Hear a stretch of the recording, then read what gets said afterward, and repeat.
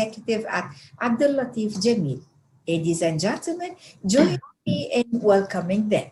Mr. Hisham, you can take over now. Thank you, Samia, for your introduction. Good morning, ladies and gentlemen, and welcome to our today's panel on embracing technology to supercharge compliance outcomes. My name is Hisham Slim. I'm Chief Audit Executive and member of various audit committees and boards, and Vice Chairman for the IAA Compliance, Integrity and Technology Subgroup. This subgroup is shared by Ashraf Zaim and Matthew Nobles being a member with us. As a subgroup, we have continuous and active participation in the IAA conferences and initiatives. Lastly, in December, we paneled on the 9th CAE conference on compliance program and GRC framework. For today's panel, we will be hitting two main objectives, in fact. First, the impact of technology on compliance management, monitoring and reporting.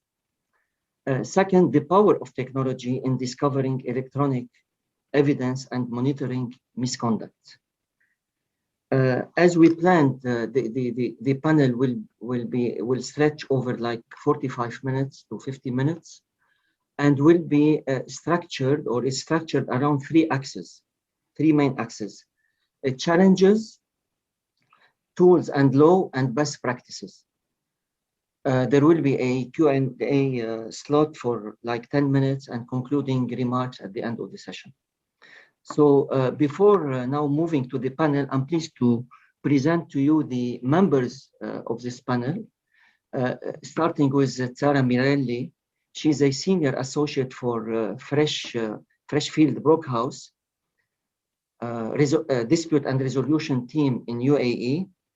Zara practiced with many reputable firms in Toronto, London, and Kuwait, and she's specialized in advising clients on global investigation, fraud, financial crimes, bribery, asset tracing, business ethics, and corporate compliance.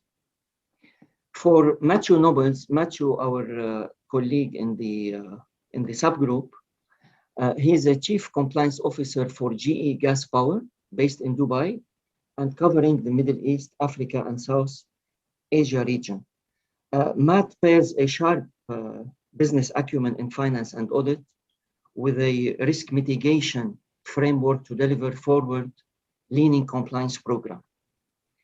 The third panelist is Sean Reed.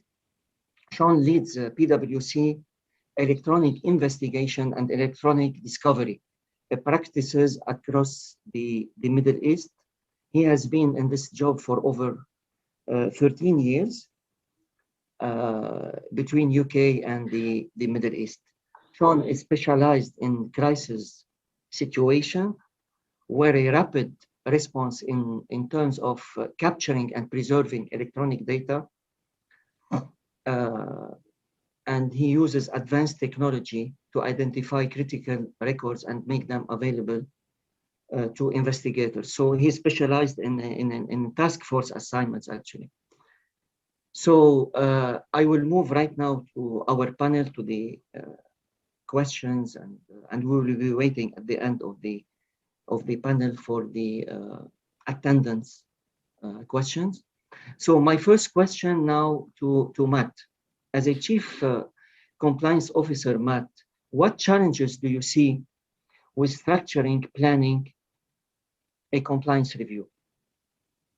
Sure. Well, first of all, good morning, John, and good morning to the rest of the panelists and the attendees for the conference. I think it's vital that we continue to meet in spite of all the challenges of COVID and working from home, etc. I think these are excellent best practice sharing opportunities. And so I look forward to the conversation, and the previous two sessions this morning about fraud and also from Protiviti were just excellent, and I learned a lot.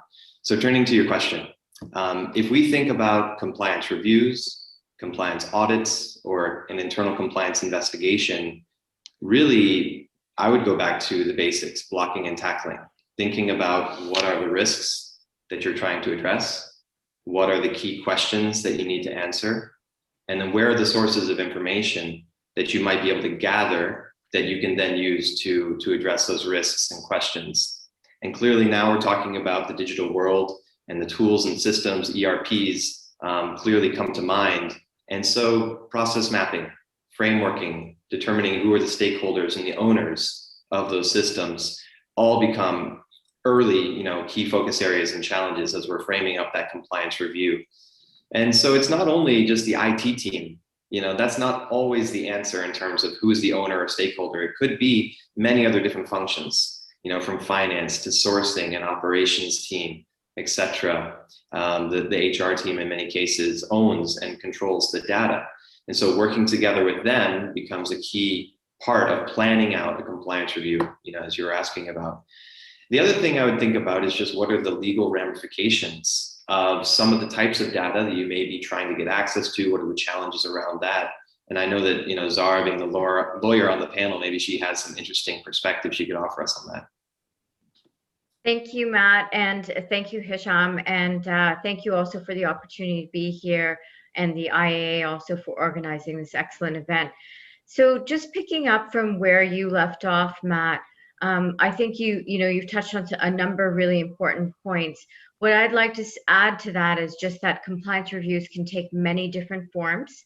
I see sort of three key challenges for structuring compliance reviews. The first being scope. What's the scope and focus of the review? And is it going to focus on specific allegations, commercial practices, financial controls, work environment, or speak up programs? Having a clear focus and scope will help streamline the approach and achieve objectives, because compliance reviews cannot be about everything. You've got to be very focused in your review. And the second thing that I think is really important in any compliance review is making sure that you have buy-in from the business. So you might be sitting in the internal audit or compliance function, but the business has to be on side with the organization to be motivated to address concerns raised by the review before even embarking on the review. Because whatever outcomes come from any compliance review has to then be implemented. So having business buy-in in the process is really going to be key for the effectiveness of the compliance review. The third point that I'd like to touch on is process. Matt mentioned this, and as we'll discuss more in this session, there's many different techniques that are used in compliance reviews. To name a few: questionnaires, interviews, data monitoring. Data monitoring typically involves using technology such as artificial intelligence to review large volumes of data efficiently. Also, technologized reviews can also help you get to evidence. I have in mind a recent forgery investigation that I acted in, where some financial documents were forged. It was suspected that they were forged, and using technologized review, we were able to look at the metadata and determine that a counterparty in the contract had actually forged the documents, had likely forged the documents, and together with other evidence that could have been established. So technology actually can play quite an important role. Mm-hmm. Thank you, Zara. My question now to Sean as an electronic discoverer, I would say.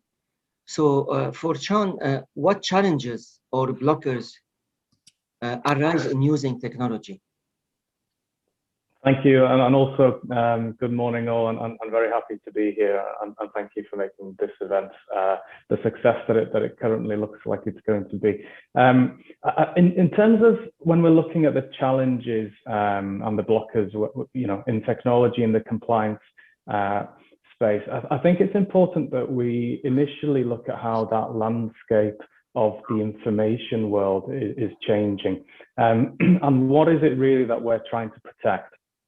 Now, of course, money is a key asset that we are trying to protect, and so looking at the internal manipulation of system data would be one area that is part of our landscape of information and systems, and obviously external issues such as cybercrime the impersonation of individuals within the business to try and divert payments.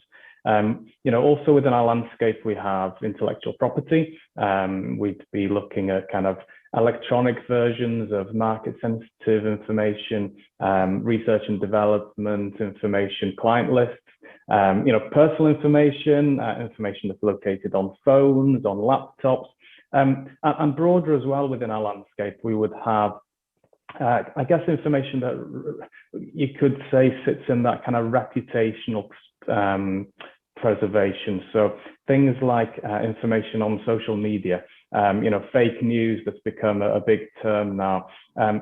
These are all part of our landscape when trying to protect the business. And so the challenges, I guess, arise from that wide landscape and needing the right technology to be able to protect these assets, but also to be able to investigate them. And coming to the blockers, I would say that actually part of the biggest part of the blockers that I see when working with clients is that the really challenges around understanding where that data sits, challenges around understanding where are the right tools to be able to use. So for example, there are tools that are available to analyze social media when it comes to investigations, when it comes to monitoring, when it comes to detection. Yeah. There are tools, of course, around the analysis of mobile phones. And these tools used to be very difficult to use. And I think there's a perception that, looking back over the last 10 years, these tools were not that easy to use, not that user-friendly. But now they are becoming a lot easier, a lot cheaper, and actually they're becoming a lot more user-friendly. And so that perception is probably a blocker, as well as a perception that using these technologies can be invasive, and can have issues surrounding, personal data and the mix of corporate data and personal data. So I would say, the challenges in summary kind of evolve from the landscape of what we're looking at down through to the perception of some of the technologies and some of the aspects on, the type of information that we're looking at, be it personal or be it, corporate. Matt, from your perspective, how would you look at the this issue of personal information, for example, and kind of that blocker around the perception? Yeah, Sean. I mean, I think you nailed it when you were talking earlier about the sources of the data and where it's stored. I can think of an investigation situation in which we had to ensure that we pre-planned exactly all of, as I was talking about earlier, what are the questions that need to be answered? Where does the data sit, and how are we going to get access to that data? One of the items, iPhone, right? So if you don't have access to the PIN number of opening up the phone, then it can be actually quite difficult, as I understand, just to get access to a lot of the data which is inside the device. And so this is kind of the blocker. So planning in advance to make sure you have access to it, that what are the tools that you're going to need and who you're going to need to work with in order to do that. I think that's absolutely critical, and doing that in advance and not coming down the line to getting too deep into an investigation or a review and not being able to achieve the objectives. I think that's critical. Thank you, Matt. My question to Zara as a lawyer, actually. So Zara, which legal risks are associated with evidence review and investigation in general? Thank you, Hisham. Good question. So there's a number of legal issues that come up in any kind of review or investigation context, particularly where technology is involved. I'll focus on two of the most important. The first is data protection and privacy. And some might say, oh, well, we don't really have any standalone data protection laws here in the UAE or in other Gulf countries. But there are, in fact, still several laws that include data privacy and protection provisions. And they can come into play and need to be considered before you take sort of wholesale data review and review a large number of documents. And just to give you an example, I'm currently working on an investigation where the allegations are completely focused on the UAE, focused on a UAE entity completely. So we've engaged people to image laptops and mobile phones. And in addition, we want to look at some emails and other documents that sit within the systems. But when we dug deeper, we saw that the server relating to UAE data actually sits in a GDPR country. And then we identified within the company, they want to review some of that data from the United States. And some of those investigators who are US employees because of COVID are now sitting in Hong Kong or in Australia. And then in addition, the report and its exhibits are going to be disseminated to a compliance committee that sit in various different jurisdictions. So very quickly, in an analysis looking at, what we're dealing with, we identified that there's at least 8 different jurisdictions involved where there could be, processing, review, or data transfers occurring. And in order to comply with that, you need to ensure that you've got either proper consents in place, inter-office agreements. But in any case, the whole point is that there needs to be some consideration of the data protection and privacy issues in any review, and that's sort of a preliminary consideration. The second key, I think, legal challenge that arises is legal privilege, and that depends on the jurisdictions involved. You might have a local company just sitting here, like a branch or something, where allegations arise, but that local company is directed, controlled, or there's oversight by a parent company in the United States or in the UK, or a European jurisdiction where there's active anti-bribery and anti-corruption legislation. And so you will want to ensure that you've got external counsel involved to make sure you put a blanket of legal privilege over any of the, anything that you're reviewing. At the same time, the allegations may not be that sensitive. They might just be employee issues. And it's completely local. So you may not think that's necessary. But then, as we know, what happens in any sort of investigation or review, there's always inadvertent findings. So these are tricky issues that need to be considered very carefully and balanced with commercial risks. Thank you, Zara, for this valuable clarification, and I hope everybody understands it. So my for Sean, actually, you're expert in data discovery and data exploration, let's say, and evidence exploration. So how can technology solutions and tools manage those challenges we have already described? Yeah, and I will focus on, as you say, my area of expertise, which is more around the detection, the response part of the cycle.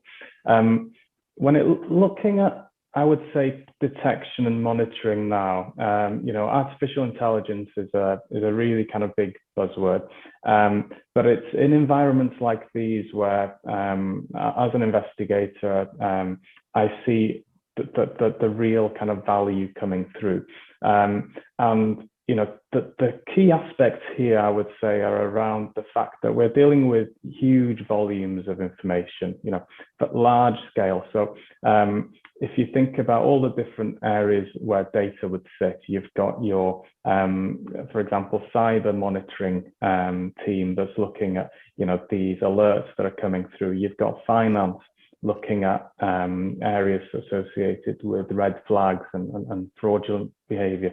You've got your procurement team, you've got your IT team looking at emails and protecting that environment. Where AI really can change the game here is in bringing together a lot of this information so that you've got a holistic view, and so that where there is a trigger event in one area of the business, it can be quickly correlated by a machine to identify some of the other kind of flags that might sit somewhere else. So, fraudulent emails, these spear phishing campaigns that are coming through from an email IT monitoring perspective could be linked up to the finance system, where we're looking at our vendor list and the management around, the payments that are going out. So having that ability to use artificial intelligence in that space is really game changing. I would also look at the response side. So this is where an event has occurred and where technology can really help to try and quickly get to the bottom of what may have happened. So we're talking about, again, huge volumes of information. Mailboxes that are 10s, 30 gig, 100 gig in sizes. I've seen mailboxes specifically in this region that are over 200 gigabytes for one individual. We generate vast quantities of data, and so technology can help us here, in really pinpointing those specific emails very quickly that are relevant to the investigation. So using discovery software to do that, as well as using specific tools, for example, for the analysis of mobile phones. There are a number of tools, as I mentioned, that are now a lot more user-friendly, a lot more available for consumption. They're not just for the specialists, that can allow the analysis of mobile phones, recovering WhatsApp messages, looking at, for example, all the social media content on a phone. And so, that's how technology can support in that way. When it comes to phones in particular, we know that data is volatile. It can be deleted, wiped. And so, again, there are tools out there that are available to be able to recover that information, the same as we were recovering from laptops, 5 years ago, 10 years ago. The ability to recover from mobile phones with some specialist techniques really is important, because a lot of our activity, a lot of our correspondence is now on mobile devices. Mm-hmm. Thank you, Sean. So for Zara, what are the legal issues actually to be considered for these challenges? Yeah, so I mean, I've spoken earlier about data protection and legal privilege, which I think are the two sort of legal issues that always need to be considered in the context of an compliance review or internal investigation. And what I would add to that, though, just building on what Sean has said about using technology as a tool, the law can also be used as a tool, or compliance can be used as a tool. And what I mean by that is that compliance and governance are living processes. So where you implement practices, procedures, policies, those are preventative tools, which then feed into HR and compliance, who monitor the actual application of those compliance policies and procedures, and identify where there are potential areas of misconduct. And from the detection stage, you then move into a compliance review or an investigation of any possible misconduct. And from that internal investigation, what comes out of that, hopefully, are some learning lessons, or what we call more formally remediation, and ideas about how to change things for the future, and how to adapt or amend policies, procedures, and training.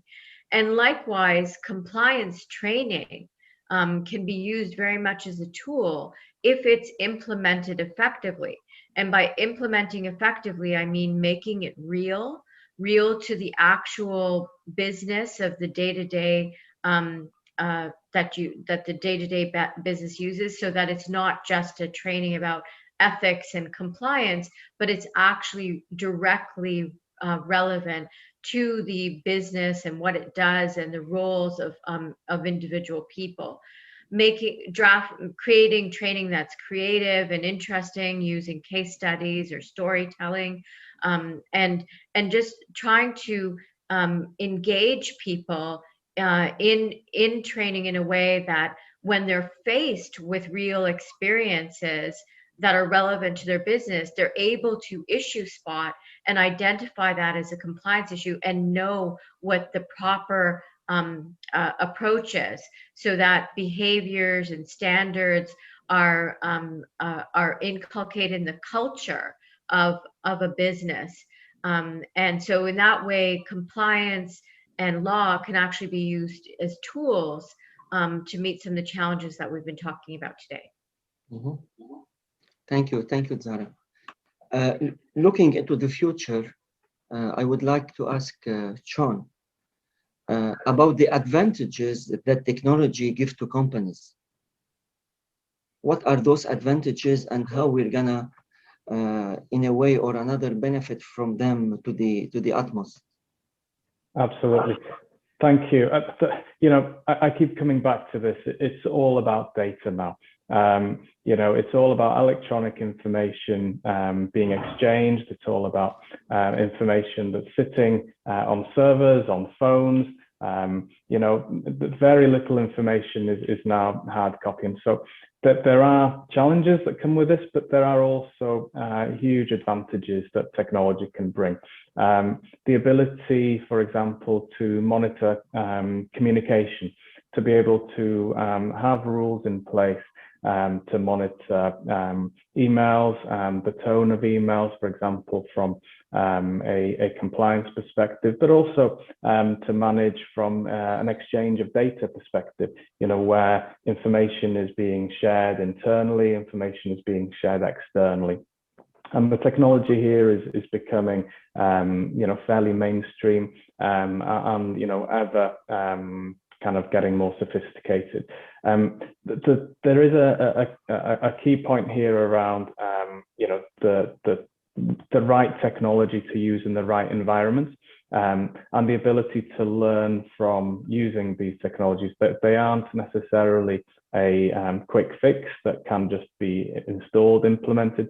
These become, part of a wider compliance program, and the ability to use these technologies to, especially when it comes to an incident, to respond quickly is quite key. One of our latest surveys, based on CEO participation, one of the responses that we had was that over 90% of the companies that had emerged stronger from a crisis had done a couple of things. They had planned for it, and by that I mean they had not just tested the theory in the sense of how to respond to a crisis, but also they tested the technology, they tested the response, and secondly, that they had learned from both that dry run, but also from the incidents that they had managed.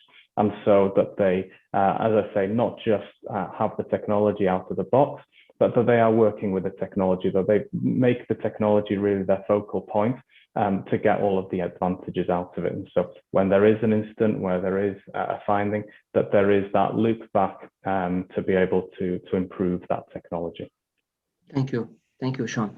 So going back to the compliance function, actually, I would like to ask Matt, what should companies in the future or right now, compliance function be focusing on to make the best use of technology? Yeah, so there are so many different areas because compliance is so broad. We cover, all the different functions and so many different policy areas. We could think about financial risk and fraud, through the financial systems and all the auditing and monitoring that needs to take place there. We could think about privacy and all of the HR sensitive, personally identifying information regarding the employees and comp and ben, all the sensitive information there. But also intellectual property is a key issue for companies and a key issue for GE. So I can give an example perhaps about that one. The engineering, the commercial, the pricing, all of this data, which is critical to the company's strategy and our execution, we have to protect that information, right? And all companies do, to protect your mission, your strategy, etc. And so, some of the tools that exist are in this field called data loss protection or data loss prevention, DLP. And I think this is an incredibly powerful and important suite of tools that companies can and perhaps should implement to protect their data from walking out the door, from walking out of those the company doors, either physically or digitally. So examples of the tools. One is around printing, secure printing, and ensuring that every single print, you can tie it back to a specific user with the time, date, stamp, know who did the printing and what the document was, to get either the title or the actual full scan copy of that document before it's printed. That's one example, to have clear records of that at all times to make sure your documents are not being printed and walked out the door. Then on the digital side, making sure that you have tools to track and monitor every email which is outbound out of your company network to any email which is to a non@yourcompany.com email address, right? To any Gmail, Yahoo, or other company, or etc. Right? So knowing again, who is sending it, what is the content, what attachments are included, who is the recipient, all the metadata, etc. That's incredibly powerful information to have. And by the way, these tools can be implemented on a real-time basis. So you put a filter on the employee's email, and anytime something is tripped, a flag pops up, a compliance or a legal team or somebody relevant to this, overseeing this, could get an instant email notification or a report about this. And so then you can action it immediately, same day, same hour, and then have a discussion with that person about why that information has been transferred out. Of course, there are blockers as well. You can always just block that information from going out of the company, etc. So these are tools that I think about to help mitigate some of this data risk, digital risk that companies are facing today. Mm-hmm. Thank you. Yeah, especially Matt, when you use the DLP solution that you have mentioned into the competition regulatory for competition regulatory issues and monitoring. So in addition to the information protection that you have just mentioned, DLP can be programmed to detect words, syntax in a draft message, which underlie, for example, for competition law context, which underlie price fixing between a distributor and its dealers. So DLP will prevent its, once they detect a direct or an indirect objective of price fixing, this solution will prevent the transmission of the message, and it will forward it automatically to a compliance unit for example, for its review, acceptance, rejection, whatever decision they will take in this context. So I will move right now to Zara and ask her about the key procedures that companies should be focused on to manage what she called technologized investigations. Yeah. Thank you, Hisham. And Matt, I just want to say it's wonderful to hear companies taking such a proactive approach. Matt, certainly it sounds like GE is certainly cutting edge and market leading in terms of what you're doing in terms of implementing technology for monitoring and trying to prevent misconduct in your companies. And based on my experience, having acted in, at Freshfields, we've acted in about 800 different investigations, and we've learned a lot from those experiences, and we see what companies then subsequently implement. And a lot of them are implementing strategies like what, the fantastic work that Matt and GE are doing. But there are other things too that can be done, which I'm sure GE and other market leading companies are doing. And I just want to flag some of them in case there's people in the audience who want to start strengthening their compliance function and technology, the use of technology. So having, first of all, a very strong and independent compliance function where they report to compliance and not necessarily to the commercial team helps them strategize about strengthening the tools within a company locally and beyond. So that's almost like a precondition to having effective and independent technologized approaches to compliance and to investigations. Second, speak up programs are really crucial, and having technologized solutions for logging complaints centrally helps a company manage misconduct risks, because a speak up program is where an employee or individual in a company can raise any suspected areas of misconduct or things that they're identifying. And number of providers, actually, like third-party providers such as forensic consultants, even provide this as a resource for companies.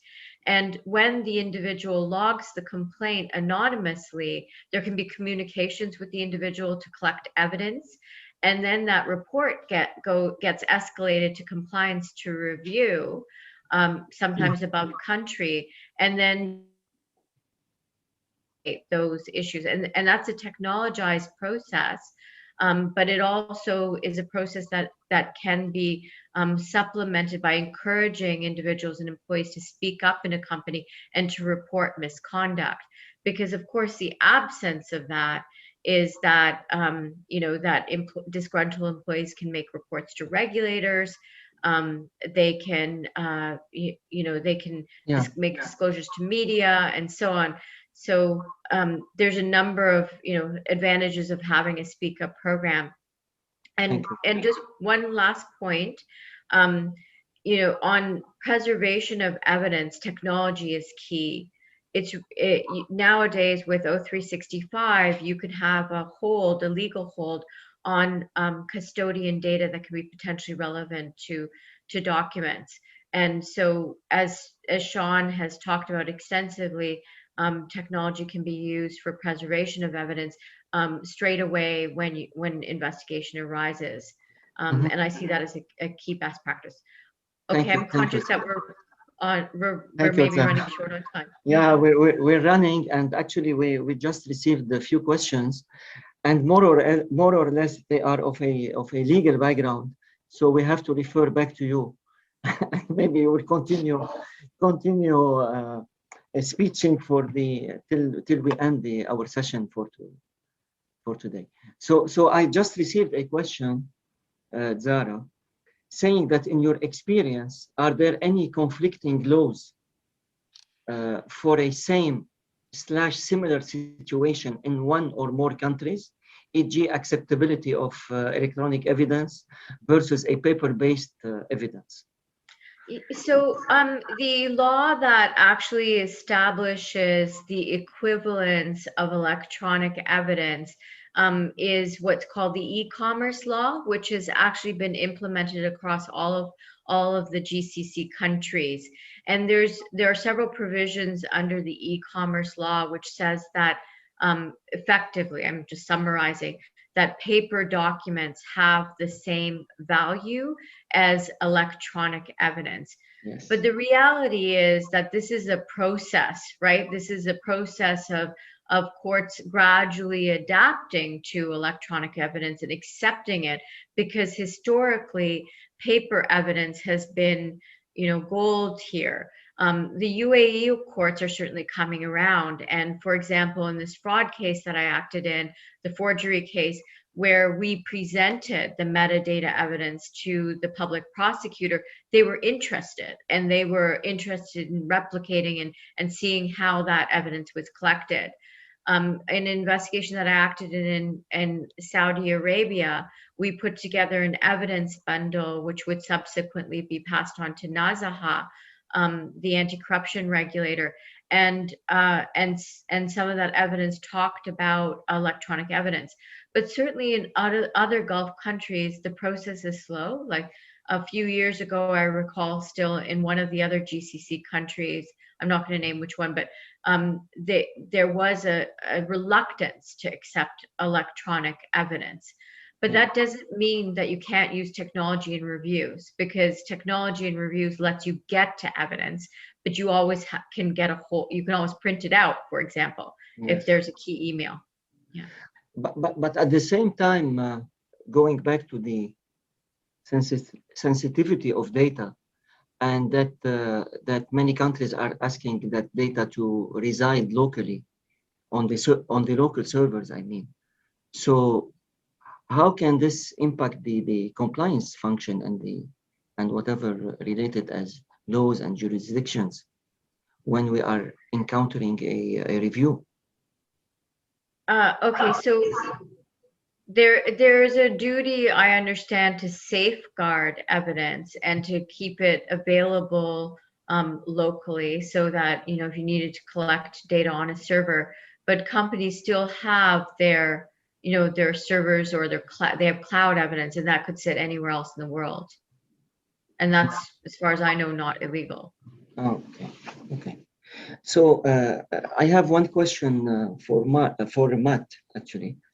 So the question is saying that for the banking sector and the financial, let's say, institutions in specific, who should be the champion for compliance and governance? The question asked because why he's asking this, because these days IT and automation is driving the business even more. So as if compliance function is getting less attention, whereby IT and automation is taking the lead, because they know where information is located, they know the type of information and which is suitable for the evidence that Sean maybe is looking for. So how you can see this transition, let's say? Yeah, sure. Thanks, Hisham. So I'm getting a bit of an echo. What I would say is that I'm not an expert, first of all, on the financial sector or industry, GE primarily being now an industrial company. What I would say, though, is I believe that it's important and critical to have an independent compliance function that is well-resourced, well-staffed, well-trained, a group of professional individuals who are either certified in backgrounds as a lawyer or as an internal auditor, perhaps as accountants, fraud examiners, etc. You know, a group of individuals who have complementary kind of skill set and background. I think that's vital.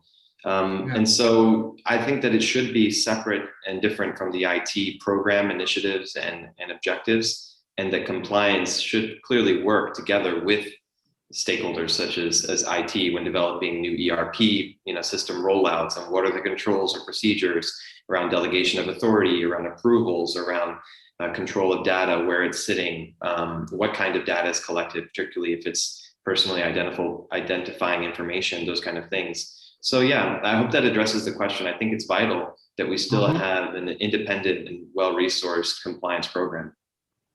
Thank you. Thank you, Matt. So I should by now move to the concluding remarks and keynotes for this panel, because we're running out of time. So in general, to meet the objective of any compliance review or an investigation, and this is directed to internal auditors. Internal auditors need to know and understand which environment of data they are in. So we are no more depending only on paper documents as source of information for our investigation and compliance review, and the focus on the classical compliance with the procedures proved to be that it will not necessarily lead to the right discovery or what we call the forensically sound evidences. So always we should ask ourselves as internal auditors, what are the sources, locations, and types of data subject to our review? If the evidence we are looking for a digital one, i.e. stored in devices, or even much more complicated, a network-based one, which is transmitted electronically and into the wireless access points, into the web proxies, wherever into your networks. So as IAs and I mean compliance reviewer, fraud investigators, when we are confronted with challenges regarding and relative to our knowledge and experience, my advice is to refer to technical experts in the field. Matt just mentioned that the investigation team should involve multiple stakeholders. Yes, this is always true. We should call the lawyers, we should call the compliance, the IT, the internal auditors, and buy-in with from management, from top management is always a target. So the use of technology in investigation, as well as giving rise to data protection regulations, as Zara mentioned.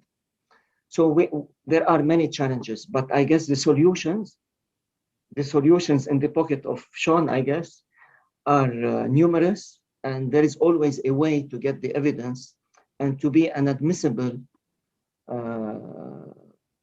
evidence that people like Zara will take it and will fight for the case. So at the end of this session, I would like to thank Zara, Matt, and Sean for their active and valuable participation, and for bringing their expertise and experience into this panel. We all hope that our insights were of benefits to all the attendants, and especially the fellow internal auditors. Finally, a special thank goes to the UAE IAA team for accommodating this panel. And I hope as a subgroup, we will have more to deliver into the future.